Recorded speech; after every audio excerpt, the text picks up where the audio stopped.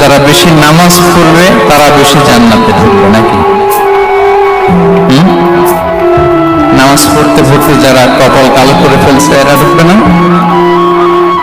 যারা হজ করতে করতে বড় হাজী সাহেব হয়েছে, জিকির করতে করতে হাতে 3-4টা তাসবিহ রেখেছে, তাদের কথা বলা হয়েছে।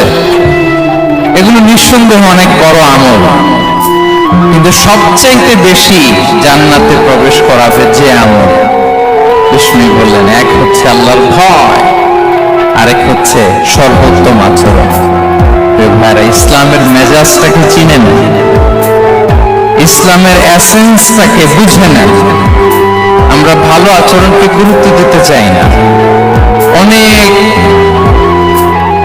নামাজি লোক দেখবেন নামাজ পড়তে পড়তে কপালে কালো দাগ ফেলে দিচ্ছে, বাসায় বউয়ের সাথে খারাপ আচরণ করে, খিটখিটে মেজাজের, প্রতিবেশীর সাথে শুধু ঝগড়া, কলিগদের সাথে ঝগড়া, মারামারি, দুঃসম্পর্ক। এরকম আছে না? নেই বলেন?